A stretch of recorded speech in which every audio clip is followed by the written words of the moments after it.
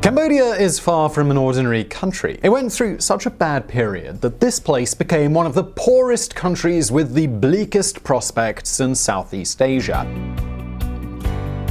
You see, sandwiched between two more populous and emerging economic powers, Vietnam and Thailand, this small country of fewer than 16 million inhabitants has one of the most horrendous, cruel, and ruthless histories of the entire continent and perhaps the entire planet.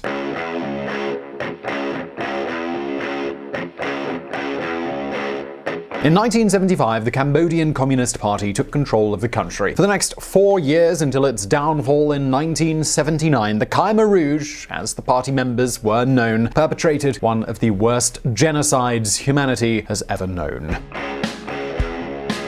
During the existence of democratic Kampuchea, the name of the state ruled by the Khmer Rouge, between 1.5 million and 3 million people lost their lives due to their policies. That's a quarter of the population of the entire country wiped out in just 4 years. The execution of political dissidents and racial and religious minorities made up most of this chilling figure. Because nobody was safe there. Muslims, Christians, Buddhists, people of one ethnic group or another, whomever the government considered as an enemy of the revolution was targeted by this purge. Yes, the Khmer Rouge were crazy. And of course, all of this crippled Cambodia's development prospects for years to come, because how can you possibly recover from something so horrendous? As you can imagine, it was no easy task. And yes, that's exactly what we're going to talk about in this video today. How Cambodia has changed since the fall of communism, both in the economic and political fields. We're also going to look at what we can expect from this small Asian country in the future, because it's located in one of the areas of the world that has the most potential.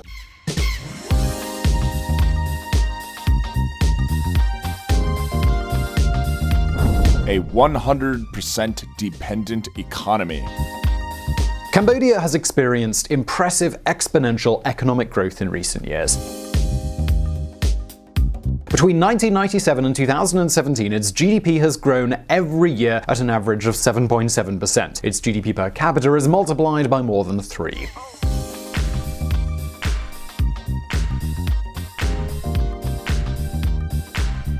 These are excellent numbers, but what exactly has such development translated into?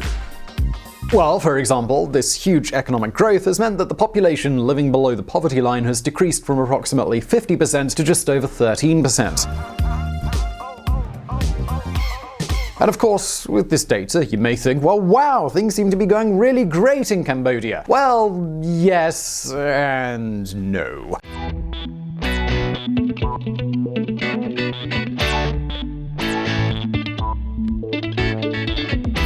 The truth is that right now the country is experiencing what you could call a great uncertainty. It sits between China and the Western actors, the United States and the European Union. But let's look at this step by step.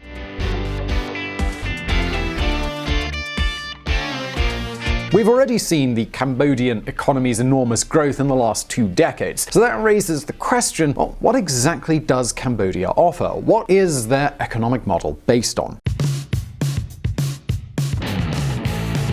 Well, the answer here is simple: the textile industry and tourism. The powerful Cambodian textile industry accounts for approximately 80% of the country's exports and employs more than 700,000 people. This industry is by far the country's driving force and the main source of income for many Cambodian families. By the way, Cambodia has a feature that is seriously harming its development, and it could also be a huge problem for its future. Cambodia is still a mostly rural country. Less than 25% of the population lives in cities, which places it as one of the least urbanized countries on the planet. To give you an idea of what this figure means, its neighbor Laos is nearing 40%. Under these conditions, access and provision of educational services are very expensive and difficult to manage. Most rural schools don't have books or an internet connection, and people continue to look to the countryside as a way of life. This explains why approximately 20% of the adult population is illiterate. But let's not get off topic. The fact is that a large part of Cambodia's economic takeoff was due to another character, a protagonist who arrived with a huge wad of bills and stacks of bricks under his arm. You want to know who's hiding behind this sudden deluge of investments?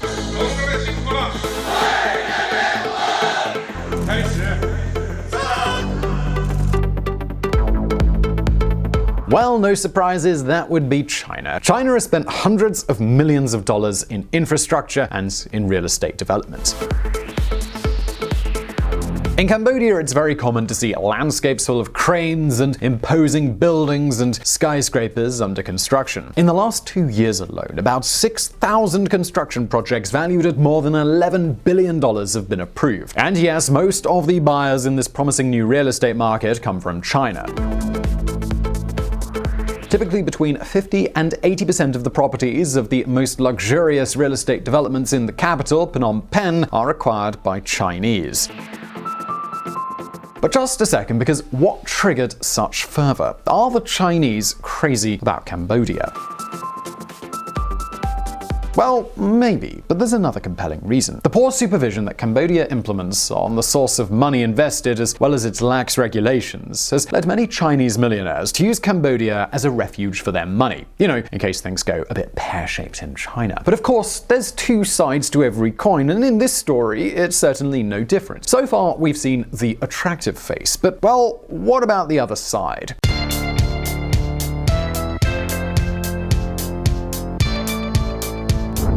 Hun Sen, China, and the Death of Democracy.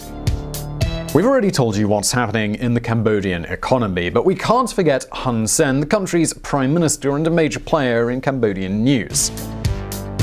You see, Hun Sen was one of the main opponents of the Khmer Rouge's Maoist regime and reached power in 1979 with the Vietnamese invasion that put an end to democratic Kampuchea and the horrors of the Khmer Rouge led by Pol Pot. Since then, Hun Sen has ruled the country, becoming second on the list of longest ruling leaders, second only to Equatorial Guinean leader Teodoro Obiang.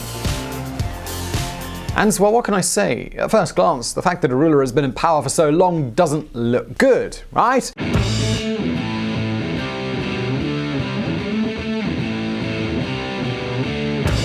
The fact is that in 1993, Hun Sen approved a new constitution that, at least on paper, would democratize the country by turning it into a constitutional monarchy with a multi-party system that could allow for a democratically elected prime minister. However, 26 years have passed and, well, there's still no trace of democracy. The constitution exists, but there's no opposition because the regime itself doesn't allow it. And in recent years, things have actually got worse. In the local elections of June 2017, the opposition party, National Rescue of Cambodia, achieved significant popular support. However, their joy didn't last long. The Supreme Court, controlled by the Prime Minister, ordered the dissolution of the opposition party and the imprisonment of its leader, Kem Sokha, in November. The reason? As is often the case, the opposition was accused of planning an uprising. After the illegalization of the opposition and the imprisonment of Sokha, which led to other opposition leaders going into exile, the Hun Sen regime demonstrated that the political freedoms promulgated by the 1993 Constitution were, when it came down to it, merely cosmetic. That such a disregard for democracy and political freedoms would have consequences. U.S. House passes bill to sanction Cambodia's top officials. EU begins process to hit Cambodia with trade sanctions. And it's precisely this that can hurt Cambodia the most: the European Union's trade sanctions. Although in reality, it's not about sanctions, but about Cambodia's withdrawal from the European All-But-Arms program, a program that benefits the poorest countries by giving them access to the European market through tariff exemptions, which has greatly helped the Cambodian textile industry to develop. But of course, in order to profit from these commercial advantages, certain conditions have to be met, and one of them is securing human rights and political and democratic freedoms. And it's precisely because of Hun Sen's violation of these principles that the EU is immersed in the process of expelling Cambodia from this initiative. This expulsion may jeopardize a good part of Cambodia's textile production, whose exports to the European Union account for about $6 billion, which in turn equates to 40% of the country's total exports. And of course, in the face of such a threat, the logical thing is for Hun Sen to take a step back. Wouldn't you think? Well, the thing is, no, nothing could be further from the truth. Hun Sen has not only reaffirmed his position, but he's blamed the European Union for meddling in internal affairs. But hold on a second, because if Hun Sen doesn't really care about the sanctions and this check on the Cambodian economy, is the Prime Minister condemning the country to disaster?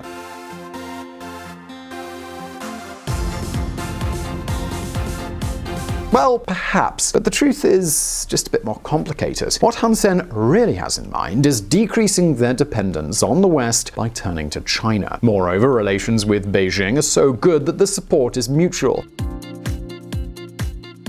See, while China floods the Cambodian regime with aid and investments, Cambodia supports China in the ASEAN resolutions which condemn Beijing's military and territorial expansion in the South China Sea. And just a second, because that's not all.